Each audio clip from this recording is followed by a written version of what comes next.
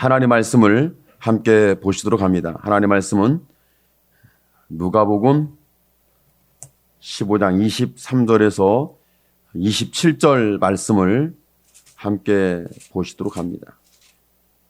누가복음 15장 23절에서 27절 말씀 다 같이 함께 한 목소리로 보십니다. 그리고 살찐 송아지를 끌어다가 잡으라. 우리가 먹고 즐기자. 이 내 아들은 죽었다가 다시 살아났으며 내가 잃었다가 다시 얻었노라 하니 저희가 즐거워하더라.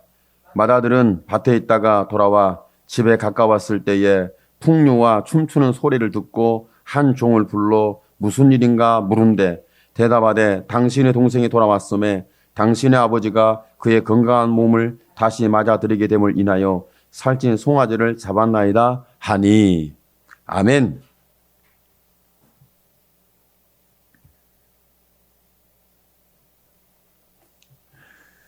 말씀 속에 보면 우리의 신앙생활 가운데서 내가 지금 어떻게 살고 있는지 굉장히 중요하죠. 내가 살고 있는 삶의 현장. 맏아들이 25절의 큰아들이죠. 맏아들이 밭에 있다가 돌아왔어요. 밭에 있다가 돌아왔다는 것은 열심히 일했다는 거죠. 열심히 살았다는 거예요. 자기의 삶이 무너지지 않도록 땀 흘리면서 참 아버지의 말씀을 어기지 않고 잘 살아온 아들, 그러니까 모범생 같은 아들이죠.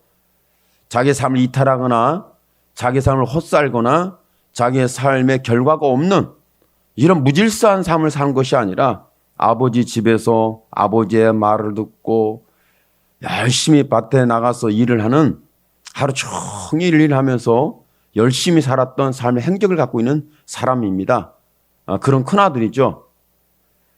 여러분, 신앙생활을 하다 보면 내가 신앙생활을 정말 잘했다, 내가 신앙생활을 잘 못했다, 어떻게 이런 부분들에 대하여 저와 여러분이 생각해야 할지 좀 생각을 해봐야 합니다. 내가 어떻게 신앙생활을 잘했는지, 아니면 신앙생활이 잘한 것 같은데 아니고 틀린 것 같은데 맞다 주장할 수 없는 이런 그런 부분들이 있겠죠. 그런데 맏아들이 밭에 있다가 돌아왔는데 집에 가까이 왔을 때에 들리는 소리가 있어요. 여러분이 집에 왔을 때 들리는 소리가 없을 수도 있지만 있을 때가 있잖아요. 우리 집에 아무도 없을 텐데, 우리 집에는 이런 일이 일어날 리가 없는데, 우리 집에서 들리는 소리가 아닌데 왜 우리 집에 들리지? 우리 집에 왔는데 우리 집에서 한 번도 들려지지 않았던 소리. 그런데 집에 가까이 왔을 때 들려지면 우리 집에 이런 소리가 들린 적이 한 번도 없는데, 이런 의문이 생기죠. 마치 맏아들이 밭에 열심히 일하고 돌아와서 집에 가까이 왔을 때 풍류하는 자와 춤추는 소리를 듣게 된 것이, 자기 집에서 한 번도 이런 풍류하는 소리나 잔치하는 이런 소리를, 춤추는 소리를 들어본 적이 없어요. 자기가 지금 열심히 살면서 이렇게 집에 잔치하는 분위기는 없었던 거죠. 잔치하는 그런 삶을, 잔치하는 소리가 집에서 들린 적이 없어요. 그랬는데 집에 가까이 왔을 때에 이런 소리가 들림을 통해서 한 종을 불러 이 무슨 일인가 물었어요. 27절의 말씀 봅니다. 대답하되 당신의 동생이 돌아왔음에 당신의 아버지가 그의 건강한 몸을 다시 맞아들이게 됨을 인하여 살찐 송아지를 잡았나이다 하니. 그러니까 맏아들이 당신의 동생이 돌아왔다는 이 얘기, 아마 다른 것은 몰라도 춤추는 소리, 아니면 풍류하는 소리, 이런 소리가 있는 것이 무슨 일인가 했을 때 자기가 알고 있는 동생은 성공한 아들이고, 성공한 동생이고, 이로운 동생이고, 잘 나가는 동생이고, 뭔가 삶의 비전과 꿈을 잘 읽어가는 열정 있는 그런 동생이라는 사실을 몰라요. 그런 동생이 아니라는 것을 알고 있죠. 듣자 하니까 동생이 망했다더라, 동생이 어떻게 망했다더라, 망한 이유를 들어보니까 뭐 나중에 말씀이 나오지만 이렇게 말씀하고 있죠. 30절에 보니까 아버지의 살림을, 아버지의 재산을, 아버지께서 물려준 상속된 재물을 창기와 함께 먹어버린 이 아들이 돌아오매 이를 위하여 살찐 송아지를 잡으셨나이다. 그러니까 지금 동생이 돌아왔다는 말을 들었을 때에 결코 반가운 일이 아니죠. 좋아할 일이 아니죠. 음악 소리가 들리고 풍요한 소리가 들리고 춤추는 소리가 들릴 이런 상황이 아닌데 들린 거예요. 그런데 이 상황이 됐을 때 아버지의 행위는 그랬던 거죠. 당신의 아버지가 그의 건강한 몸을 다시 맞아들이게 됨을 인하여 살찐 송아지를 잡았나이다 하니,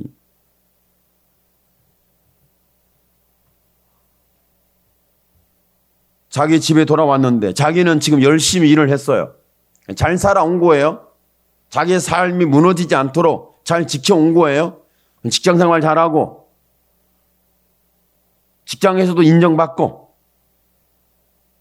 월급도 따박따박 받아가면서 뭐 사업을 해도 출퇴근 정확히 해가면서 가족을 돌보면서 이런 삶, 아버지의 명을 어긴 적이 없으니까, 아버지의 말씀을 빗나간 적이 없으니까 뭐 이런 삶을 살았던 굉장히 잘 나가는 아들, 건강한 아들, 의로운 아들, 그리고 뭔가 모범생 같은 아들, 뭐 이런 아들이었죠. 이 아들에게 들리는 소리가 춤추는 소리와 풍요하는 소리가 들렸어요. 그런데 종이에 물어보니까 동생이 돌아왔는데 아버지가 건강한 몸을 가지고 돌아온 아들을 위해서 살찐 송아지를 잡았다는 거예요. 그리고 잔치를 열었다는 거죠. 이 소리를 들었을 때 과연 큰아들, 맏아들이 좋은 일이다, 즐거운 일이다, 기쁜 일이다, 당연히 있어야 할 일이다, 이런 정도로 이해할 부분이 아니죠. 굉장히 마음이 상했어요. 듣고 싶지 않았어요. 집에 들어가고 싶지가 않아요. 피곤함에도 불구하고, 지쳤음에도 불구하고, 빨리 가 씻고 쉬고 싶음에도 불구하고 자기 집에 들어가고 싶은 마음이 전혀 없는 거예요. 왜? 마음이 상했거든요. 집에서 이런 소리가 들리면 안 되고, 그리고 동생이 왔다는 그 소식 자체가 굉장히 마음에 상하는 소리예요. 듣고 싶지 않은 소리. 뭐 이런 소리였던 거죠. 여러분이 신앙생활을 하다 보면 일반 삶을 살다가도 그렇잖아요. 일반 삶을 살다가도 뭐 범죄자가 됐대. 동네에 소문이 쫙 났어요. 동네에서 누구 집 아들이 있는데 그 아들이 아이고 사기꾼이래. 범죄자가 됐대. 사람을 죽였대. 누굴 훔치다 걸렸대나? 아마 교도소에 들어갔다는데? 나왔을까?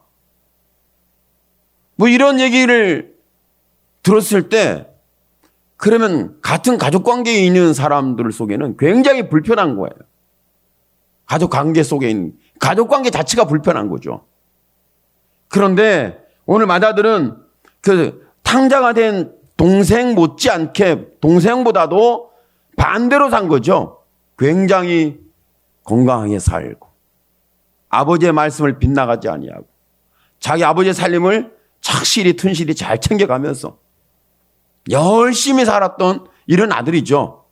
그런데 이 아들이 동생이 돌아왔다는 소식을 들었을 때에 결코 마음에 선한 마음이 있고 착한 마음이 있고 이로운 마음이 있고 동생에 대해서 따뜻한 마음이 있었으면 좋겠는데 결코 그런 것 같지는 않아요. 28절의 말씀에 보면 저가 노하여 들어가기를 즐겨하지 아니하거늘 아버지께서 나와서 권한대. 그러니까 이런 모든 상황을 파악하고 지금 마음이 상했는데 노했다, 화가 났다, 뭐 이렇게 표현하고 있는 부분이죠. 그러니까 아버지의 명을 어긴 적이 없는, 그리고 밭에서 열심히 일하면서 자기 아버지의 살림을 잘 지켜가는 이런 아들, 이런 모습. 그런데 이런 모습 치고는 마음이 뭔가 달랐죠. 그러니까 열심히 살아가는 행위와 마음이 일치해야 되는데 마음은 그렇지 않았던 거죠. 여러분, 신앙생활하는 사람들 속에서 나타나는 현상을 보면 좀 그런 게 있어요. 신앙생활을 열심히 하는데 여러분, 자기의 삶을 잘 못 사는 그런 상황이 있을 수 있잖아요. 그러니까 어떻게 보면 교회에서는 예배자가 되고 기도자가 되고 찬양을 하고 봉사자가 되고 헌신자가 되고 희생하는 이런 삶을 열심히 잘 사는 것 같아요. 열심히 사는 것 같은데 문제가 되는 게 뭐냐면 마음이에요. 오늘 여러분에게 묻습니다. 오늘 여러분의 마음은 편했나요? 여러분의 마음은 즐거웠어요? 여러분의 마음은 기뻤어요? 여러분의 마음은 행복했나요? 무엇 때문에 행복했어요? 무엇 때문에 즐거웠어요? 무엇 때문에 기뻤어요? 내 마음이 이렇게 안정된 안심하는 마음을 가지고 기쁘고 즐거워 내가 행복감에 젖었던 이유가 뭐예요? 열심히 일한 결과, 땀을 흘렸으니까, 아버지의 말씀을 내가 어기지 않았으니까, 다른 사람에게 선하고 착한 아들이라고 내가 소문이 나 있으니까. 맏아들 같은 경우는, 이 큰아들 같은 경우는 그런 소문난 아들이죠. 자기 스스로도 아버지의 명을 어긴 적이 없으니까 충분히 자기 의의가 있고 도덕과 윤리적의 기준이 뭔가 흠이 없으니까 그 흠이 없는 자기 의와 선한 착함을 가지고 동생을 바라보니까 동생은 이미 아버지의 재산을 상속해달라고 아버지께서 재산을 상속해주기도 말하기 전에 자기가 먼저 재산을 먼저 주세요. 이렇게 얘기를 하고 가지고 가서 열심히 살고 땀 흘리고 살고 사업을 잘하고 관리를 잘하고 그리고 성공했고 뭔가 출세했고 잘 됐고 결과가 좋았더라. 뭐 이런 걸 가지고 있으면 좋은데 아니에요. 우리가 말씀을 보다시피 전혀 그런 게 없는 거죠. 대부분이 저 사람은 착해. 저 사람은 참 선해. 저 사람은 좀 의로워. 근데 우리가 착하고 선하고 의로운 사람이라고 하는 그 사람이 행위를 보고 그렇게 판단을 했지만 과연 마음까지 그럴까요? 여러분에게 묻습니다. 여러분의 마음에게 묻습니다. 여러분의 마음에 나는 오늘 내 인생 전체는 몰라도 오늘 하루 동안 마음이 선했어요. 착한 일 좀 했어요. 내가 봐도 좀 의로운 것 같아요. 내가 지금 기뻐요. 내가 그렇게 뭔가 내 삶의 중심과 기준을 이탈하지 않았기 때문에 참 즐거워요. 나는 오늘 행복해요. 그럴까요? 아니면 내 행위는 좀 그런데 그래 교회 와서 내 마음이 좋아요. 그럴까요? 오늘 예배 드리니까 그래도 내가 지금까지 잘못한 모든 것이 예배 하나에 다 덮어지지 않겠어요? 오늘 수 예배 드리는 것 하나에 내 잘못된 오늘 하루의 과거가 쫙 덮어져 가지고 기분 좋다. 그래도 내가 예배 지켰잖아. 여기에 여러분 안도하고 있습니까? 어떻죠?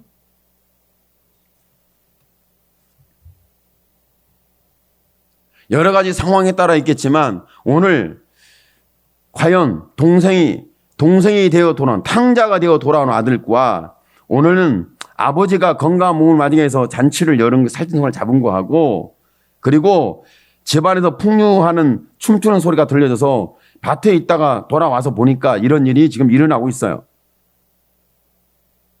맏아들, 그러니까 큰아들의 입장에서 보면 상당히 기분이 상했어요. 마음이 상해 있어요. 이런 일은 집에서 들려본 적이 없어요. 노랫소리가 있고 춤추는 소리가 있고 뭐 잔치 분위기는 집에서 있어 본 적이 없어요. 그런데 이 잔치 분위기가 누구 때문에 일어난 거죠? 아버지께서 열었지만 아버지께 잔치를 열었지만 누구 때문에 그런 거예요? 탕자가 되어서 아버지의 가산을 싹 삼켜버린 아들이 돌아오니 뭐 그렇다. 아버지께서 잔치를 열었다는 건 좀 이해할 수 있지만 누구 때문에? 자기가 열심히 일하고 돌아온 것 때문에 열심히 산 것 때문에 내가 땀 흘린 것 때문에 나를 위해 잔치를 열어주면 기분이 좋겠죠. 근데 그것이 아니라 탕자가 된 죄인이 된 모든 걸 잃어버린 자기 동생이 돌아왔을 때 그것 때문에 잔치를 열었다는 거니까 아버지도 싫고 동생은 미워 죽겠는데 아버지는 이제 잔치를 연 것 때문에 어떻게 되죠? 이제 아들이 아버지를 안 좋아해요. 존경했던 마음이 깨졌어요. 아버지의 말씀을 끝까지 잘 지켜왔던 것이 이제 마음이 상해서 어쩔 줄 몰라 해요. 이런 상황이 펼쳐지게 된 거죠. 예수님은 왜 이 비유를 말씀하고 있을까? 예수님은 이 비유를 통해서 그때 당시의 사람들에게 말하고 있는 거예요. 뭘 말씀했냐면 유대인들을 향해서 말하고 있는 거예요. 유대인들. 유대인들이 가만히 보니까 뭐 죄인들이 막 돌아오고 죄인들이 예수님을 쫓아다니고 뭐 이런 일이 일어나요. 죄인들이 뭐 천국을 경험하고 예수를 만났고 기뻐하고 즐거워하고 뭐 잔치집 분위기야. 죄인들이 잔치집 분위기 막 노래를 하고 춤을 추고 즐거워 기쁘고 막 이렇게 예수님을 쫓아다니면서 일어날 일들이 상당히 불편한 거예요. 누구에게? 유대인들에게. 상당히 불편했어요. 예수님 메시아라고 그러는데 구원자라고 그러는데 하나님의 아들이라고 그러는데 보니까 따라다니는 사람들이 다 죄인들에다가 즐거워할 일도 아니고 기뻐할 일도 아니고 노래할 일도 아닌데 거기에서 이런 일이 다 일어나니까 상당히 마음이 언짢아요. 찬양 소리는 성전에서 일어나야 되고 즐거움은 성전에 있어야 되고 감사도 성전에서 있어야 되고 그리고 그들의 행위가 의로워야 되고 선해야 되고 착해야 되고 뭔가 신앙적으로 종교적으로 뭔가 이런 분위기 속에 있는 데서 찬양 소리가 나고 춤추는 소리가 있고 즐거움이 있고 기쁨이 있고 이런 일이 일어나면 참 좋겠는데 지금 유대인들이 눈에 보니까 이게 아닌 거예요. 그러니까 돌아온 둘째 탕자 아들은 죄진 그때 당시에 유대교로부터 죄인 취급받는 사람들을 말하는 거고 오늘 말씀에 보면 맏아들은 아버지의 말씀을 지키려고 율법을 지키려고 열심히 노력했던 그렇게 선하고 의롭고 착한 사람들로 보여지는 거죠. 이걸 비유로 말씀하고 있어요. 그러니까 저와 여러분의 신앙생활이 내가 지금 오늘 기도했거든요. 성경도 좀 보고요. 그래서 착해져 보려고 노력하고 내가 선한 신앙, 의로운 신앙 그리고 하나님을 기쁘게 하려고 신앙생활을 했던 행적이 있어요. 오늘 그렇게 했거든요. 어제도 그랬고요. 그렇게 열심히 노력해서 내 삶이 바뀌었거든요. 그런데 기분 나쁜 건요. 내가 오늘 은혜를 받았는데 이제 막 뭐 신앙생활을 한다거나 아니면 내가 봐도 저 사람은 의롭지도 선하지도 못해요. 악해요. 악해. 아이고 저 사람은 악해도 보통 악한 게 아니에요. 근데 그 사람이 은혜를 받는 거야. 기쁘고 즐거워하면서 하나님을 찬양을 해. 그럼 그것을 본 저와 여러분은 여러분이 의롭다고 하는 여러분이 선하다고 하는 여러분 뭔가 열심히 충실히 순종하면서 이탈되지 않은 믿음의 삶을 살고 있는 내 모습 속에 베푸는 은혜가 아니라 잔치가 아니라 저 사람을 통해 잔치를 열었다고? 이거 내 잔치여야 되는데 대부분 이 시기 질투가 장난이 아니에요. 이 시기 질투는 우리의 마음속에 항상 잘 잡고 있어요. 여러분 그렇지 않아요? 여러분 마음속에 이 시기 질투가 있어요 없어요? 뭐 포장돼서 그렇지 이미 중심을 잡고 이 중심이 우리의 삶의 기준일 가능성이 높아요. 그러니까 유대교에 이렇게 예수님이 오셨을 때 잔치가 열렸는데 그 잔치에 들어오는 많은 죄인들이 있는데 유대인들은 안 들어오는 거죠. 의롭다고 선하고 하고 말씀을 지켜 율법을 지키는 자들은 안 돌았던 거죠. 이걸 말씀하고 있는 거예요. 그러니까 유대교가 그랬으면 기독교는 안 그럴까요? 여러분 기독교도 유대교가 갔던 그 길을 우리는 이제 깊숙이 들어와 있어요. 아니 어떻게 보면 어설픈 유대교가 기독교이지 않을까? 어설픈 기독교, 어설픈 우리의 믿음, 어설픈 우리의 신앙생활 그런 것처럼 자기 스스로 착하게 빠져서 포장을 해놓고 자기는 의롭다고 이렇게 그런 모습 속에 있을 가능성이 높다는 거죠. 그런데 오늘 예수님은 이 말씀을 통해서 이 풍요하는 소리와 춤추는 소리가, 이 기쁨과 즐거움의 잔치가 누구를 위해서 열었냐면 저와 여러분을 위해서 열었다는 사실을 들려주고 싶은 거예요. 저와 여러분을 위해서 이 잔치가 열린 거예요.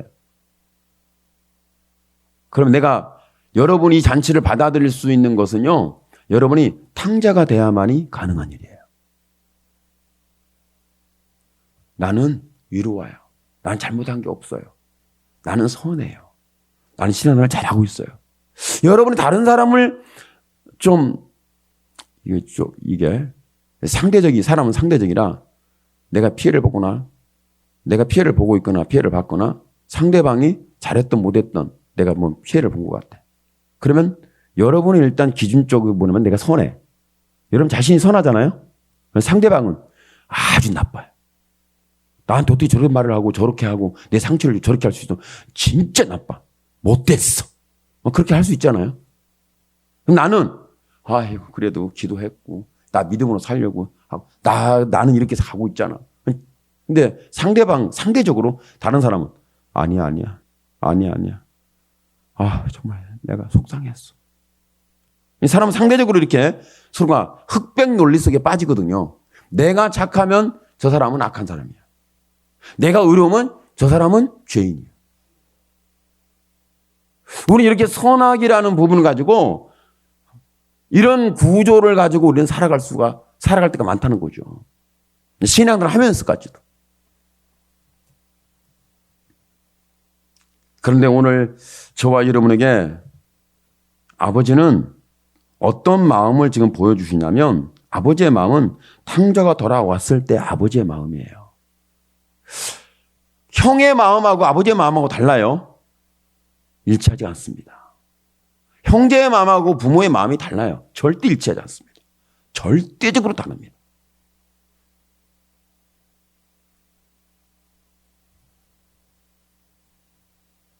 어찌 보면 그러잖아요. 친정 어머니가 사위를 바라보는 거하고 시어머니가 며느리를 바라보는 거하고 그 시어머니하고 친정 어머니가 일치할까요? 마음이? 일치하지 않아요. 절대 일치하지 않아요.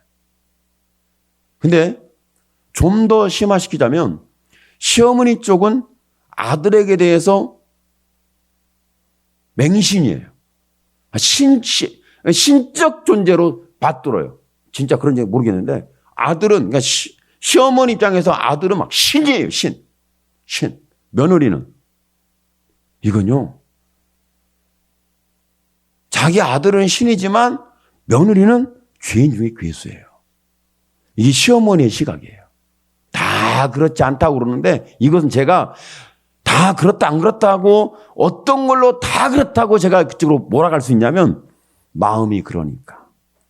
말은 안 그렇지만 행동은 안 그런 것처럼 포장을 했는데 마음은 다 그래. 거의 비슷해. 결 오차가 없어요. 근데 여기에서 예수님이 이 비유를 통해서 뭘 드러내면 탕자가 되어 돌아오는 아들에 대한 아버지의 마음을 그대로 드러내고 있는 거예요. 죄와 허물 속에 넘어져서 좌절되고 버림받은 겨우 하나님께 돌아온 저와 여러분을 향한 아버지의 마음이 이렇게 표현되고 있는 거예요. 그래서 예수님의 십자가는 저와 여러분을 향하여 드러내 주신 아버지의 마음, 사랑이에요. 오늘 저와 여러분에게 이런 아버지의 사랑이 다시 한번 우리의 마음 속에 연결되기를 축복합니다. 마자들에게는 아버지의 마음이 언제 연결될지 모르겠지만 그러니까 동생이 돌아왔다는 사실 속에서 잔치가 열렸는데 잔치를 사랑으로 봐야 되는데 잔치를 사랑으로 보는 것이 아니라 시기와 질투와 원망과 불평과 마음의 상함과 절망적으로 보는 거죠. 오늘 저와 여러분은 이 사랑으로 볼 수 있는 그 부분이 과연 인간의 마음에 있을 수 있을까? 사실은요, 인간의 마음인 저와 여러분 죄인의 마음이기 때문에 이렇게 아버지의 마음처럼 볼 수 있는 마음이 없어요. 하나님 아버지의 마음처럼 우리의 마음이 보여져야 되고 그렇게 연결되고 그렇게 감동받고 잔치가 열려야 되는데 그렇지 않을 가능성이 높다는 거죠.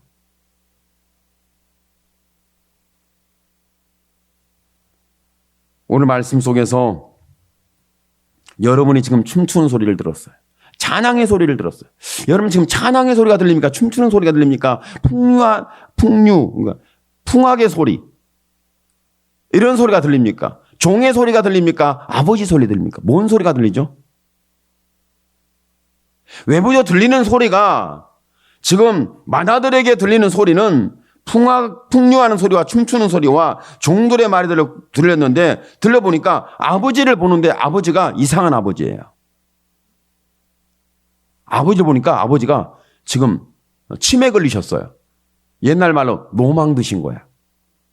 이럴 리가 없어. 그래서도 안 돼. 나를 위해서는 아버지가 한 번도 이런 잔치를 연 적이 없는데 내가 모범생인데 아버지의 명을 어긴 적이 없는 좋은 아들, 착한 아들, 선한 아들. 내가 이렇게 정말 아버지에게 귀한 아들. 아들을 말하면 내 아들 중에 누가 최고다 말을 한다면 내가 바로 내 이름이 등장해야 돼. 이런 아들이에요. 그런데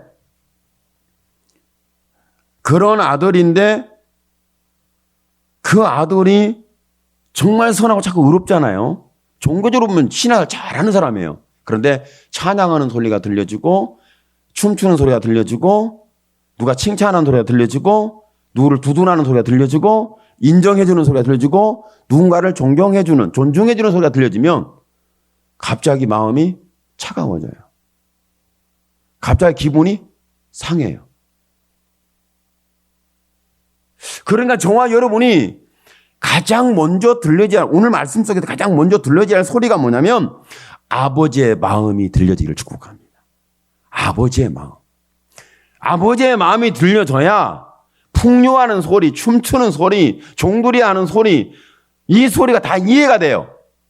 그러나 아버지의 마음의 소리가 들리지 않으면 모든 것은 다 거꾸로 뒤집힌 거예요.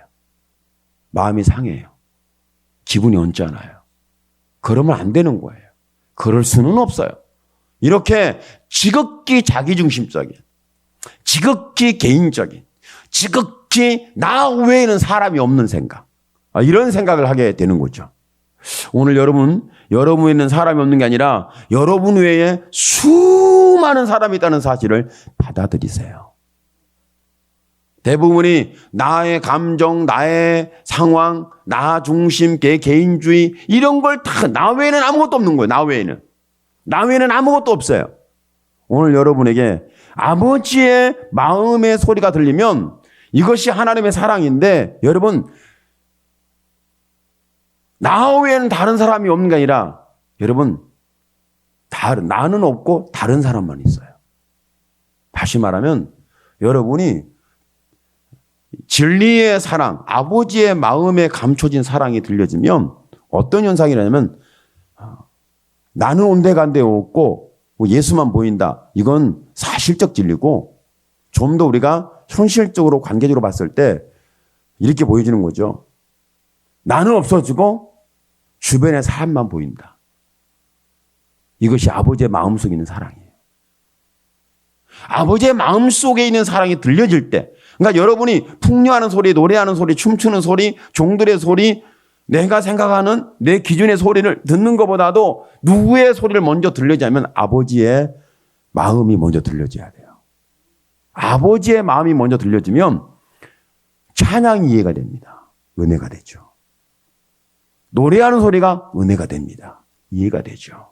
춤추는 것이 이해가 됩니다. 그리고 동생이 돌아온 것이 이해가 됩니다. 종들이 하는 소리가 이해가 됩니다. 송아지를 잡았다는 게 기뻐요. 즐거워요. 잔치가 왜 열렸는지 이해가 되는 거예요. 그러나 아버지의 마음의 소리가 들리지 않으면 잔치가 왜 열렸지? 이 소리는 풍류 소리인데, 이거 춤추는 소리인데, 송아지를 잡았다고? 왜? 동생이 돌아왔어? 뭐, 이런, 우리가 이해하고 해석하고 받아들일 수 있는 영역이 뭐냐면, 정말 여러분, 아버지의 마음의 소리, 다시 말하면 예수님의 십자가 피는 사랑의 소리가 들려졌을 때에 저와 여러분이 이해할 수 있는 탕자가 돌아오면 잔치가 열리고, 춤소리가 나고, 춤추는 소리가 들리고, 그리고 풍류 소리가 들리고, 많은 사람 잔치가 열린 그 기쁨의 소식이, 기쁜 자리가, 기쁨의 역사가, 잔치가, 내 잔치가 되는 거죠. 내 잔치, 나의 잔치. 오늘 여러분 마음속에 나의 잔치가 열려지기를 축복합니다. 그런데 아버지는 잔치를 열었는데 동생은 너무 좋아. 동생은 너무 좋아. 탕자가 돌아왔는데 막 아버지가 막 잘진 송아지를 잡고 새 옷을 입혀주고 손에 반지를 끼워주고 발에 신발을 신겨주고 종들이 굽신굽신하고 풍악이 울려지고 잔치가 열리고 동생은 너무 좋아요. 좋은데 좋다고 말 못해. 할렐루야. 여러분이 너무 좋아. 내가 지금 정말 죄인 중에 개수야. 근데 너무 행복해. 난 천국이야. 근데 말을 못하겠어. 그런 적이 있었나요? 오늘 그런 일이 있나요? 여러분 마음속에 그런 일이 있나요? 아마도 마음속에 그런 일은 없을 것 같아요. 왜? 오늘 아버지의 마음이 안 들렸거든. 오늘 여러분의 마음에, 여러분의 귀에, 여러분의 심령에 여러분 이 소리가 안 들렸어요. 오늘 성경의 말씀 속에서 아버지의 그 마음의 소리를 몸으로 막 전달이 되고 기쁨이 막 극대화되고 즐거움이 일어나고 잔치가 천국이 되는 이런 예사를 누가 지금 경험하고 있죠? 돌아온 탕자예요. 율법을 지키고 선하고 착하고 율법에 흠이 없고 말씀을 아버지의 명을 어긴 적이 없는 이런 아들이 아니었죠. 그러니까 열심히 일을 했는데 단 한 번도 아버지의 품에 안겨본 적이 없어. 열심히 땀 흘리며 살았는데 아버지의 품에 안겨본 적이 없는 거예요. 아버지의 심장 소리가 그 심장 박동이 쿵쾅쿵쾅 하면서 이 쿵쾅한 소리가 누구한테 전달돼야죠? 아들에게 전달이 돼야 되거든요. 여러분은 죄인이 돌아왔을 때 끌어안았을 때 그 아버지 품에 안겼는데 거기에서 심장이 쿵쿵쿵쿵 뛰는데 그 소리가 우리의 마음을 쿵쿵쿵 치는 이런 하나님의 사랑으로 들려진 적이 처음 사랑이 있으시기나 하나요? 아니 잃어버렸어요? 오늘 들었어요? 앞으로 들을 거예요? 모르겠어요? 여러분이 아버지 품에 들어가서 이 심장 뛰는 쿵쾅 소리를 듣게 되면서 쿵쾅할 때 내 가슴과 마음에 연결돼서 이 하나님의 사랑으로 잔치로 천국으로 확 나를 사로잡는 이 사랑의 소리가 아버지의 마음의 소리가 전달이 돼야 합니다.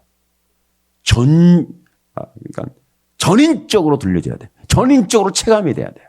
딱 체감이 됐을 때 그때 저와 여러분은 잔치가 열리는 거예요. 이것을 사랑의 잔치라고 말해요. 이것을 용서의 잔치다. 구원의 잔치다.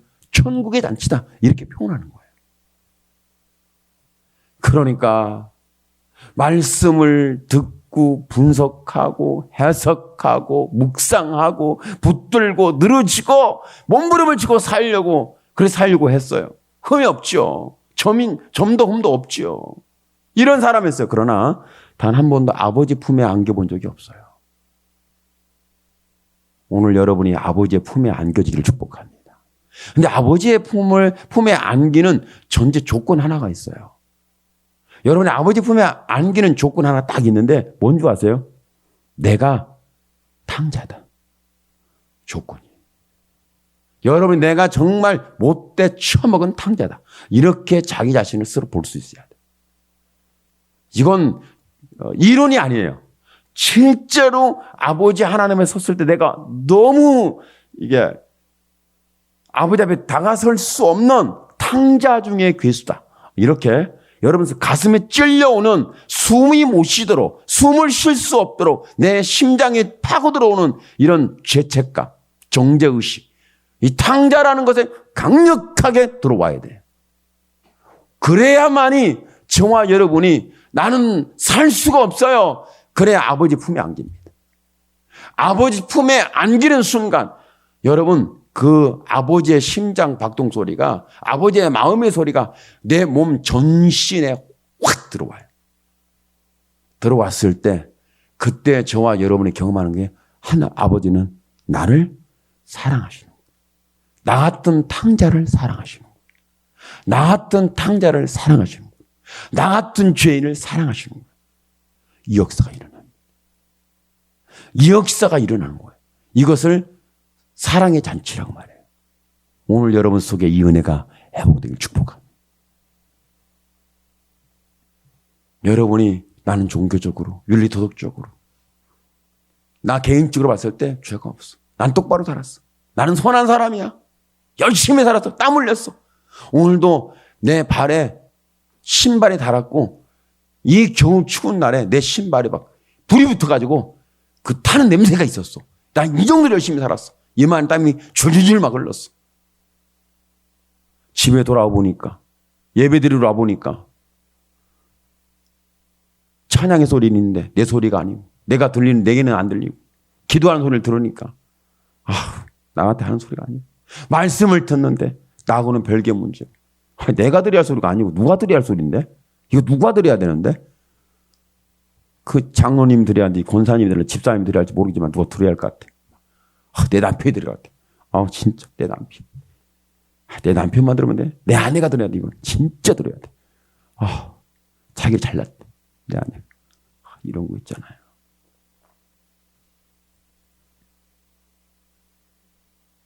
그런데 저와 여러분이 이런 자기의 의로움과 선함과 착함과 자기가 이렇게 흠도 점도 없다는 자기 착각에 빠지지 마세요. 이것이 유대교의 아주 심각한 죄 중에 죄였어요. 기독교인들 중에 이런 죄에 빠진 사람들이 어마어마하게 많아요. 특히 신앙생활을 잘한다는 사람들은 대부분이 여기에 속해요. 대부분. 그런데 저와 여러분이 아버지 품에 안기는 조건이 뭐냐면 내가 죄인 중에 괴수야. 탕자 중에 탕자야. 난 아버지 집 못 가. 그런데 아버지 집에 탁 갔는데 오늘 찬양하는데 나를 위한 찬양. 기도 소리가 나에게 들려줘. 하나님의 말씀이 내 심장에 막 파고들어. 이럴 정도로 강력하게 저와 여러분을 붙잡아주는 아버지 품에 안겼을 때 아버지의 심장 소리와 심장이 뛰는 것이 내 몸의 전신이 그대로 확 연결이 되면서 나를 엄청 사랑하신다. 오늘 이 사랑이 저와 여러분에게 다시 한번 회복이 되고, 그리고 이 사랑이 회복되면 여러분 말 안 해도 돼요. 형한테 형 나 이래서 저래서 말 안 해도 돼. 아버지 이렇게 저렇게 말 안 해도 돼. 종들에게 사실은 내가 너희가 똑같은 신세인데 이런 말 안 해도 돼. 사랑은 변명이 없어요. 사랑은 여러분 이렇다고 말할 수 없어요. 사랑에는 그냥 거저 받았으니 거저 주는 거예요.